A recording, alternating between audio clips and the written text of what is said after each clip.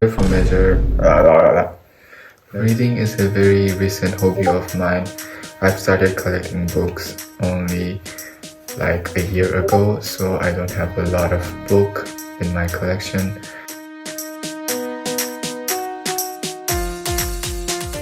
Okay, so when I first heard Disney was doing a series on Percy Jackson, I was really excited. I really loved the movies growing up. I knew I had to read the books before I watched the series, so I went out and got the whole set. The book is so much better than the movie. Don't say I didn't warn you. Now I understand why so many people are mad at the movies. If you really enjoy Greek mythology, then you would love this book. I haven't completed all of it yet. The first one was a bit slow for me, but things get really exciting from the second book. I really love the cliffhanger on the second book. Can't wait to read the next one. Next off, we have Isaac Asimov's Foundation. I'm currently reading this book. Don't forget to like my video and subscribe to my channel as well. Tell me in the comments below what books you are currently reading. I got this book after watching the Apple TV series. I completely fell in love with it. The book is a bit different from the series, but I really enjoy reading it.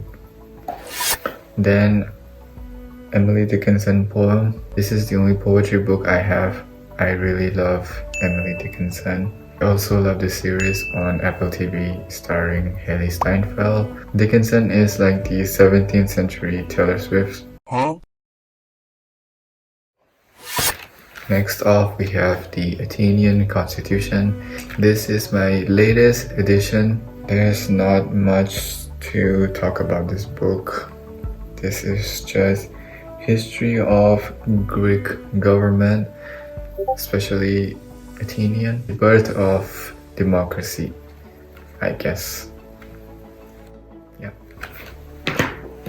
Next up, we have Rich Dad, Poor Dad by Robert Kiyosaki. I like the core idea of the book that you need to invest if you want to get rich, but I would have loved the book if there was some tips on how to start investing for beginners. Next off, we have Machiavelli, The Prince. I got this from like a carnival for like 50 cents US dollar. I haven't started reading this book, but reputation precedes this book, I guess. Next off, we have The Greek Mythology by Robert Graves. This is a very comprehensive book about Greek mythology. It covers all the way from creation mythology all the way to Odysseus' journey way back home. It's a little hard to read, but I absolutely love this book. Next, we have The Iliad by Homer. Controversy. Was Homer a real person or not a real person? Why would you say something so controversial yet so brave?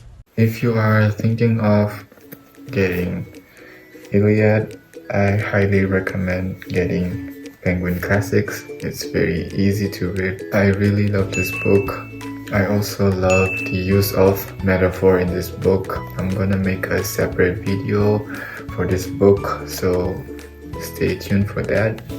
Next up, we have Subliminal by Bernard Mladenow.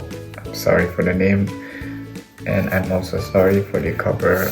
I've had this book for some time now.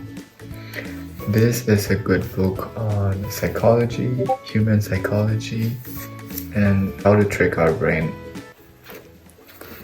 Next off, we have Stephen Hawking's The Theory of Everything. This is not the same as the movie with the same title. This book is about the history of science, a must read if you are into science. It is a beginner book. You don't really need to know about science. or about anything. Next off, we have Richard Feynman's The Title Says It All, 6 Easy Pieces. It is a very easy book to read, a must read if you are into physics. This book is from the 60s, so I guess Richard Feynman is like Neil deGrasse from the 60s. Last, I have 2 comedies by Shakespeare. One is The Merchant of Venice and the other Measure for Measure. The Merchant of Venice was utter chaos. I don't see a scenario where this will play out, but Shakespeare, being the genius, made it work. This book was fun to read and I really enjoyed it. Measure for Measure. This was a bit serious comedy. Huh? And a bit scandalous vibe.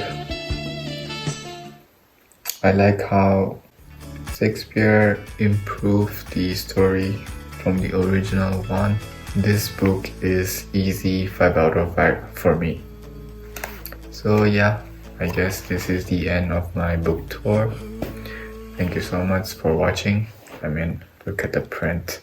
This was a good bargain.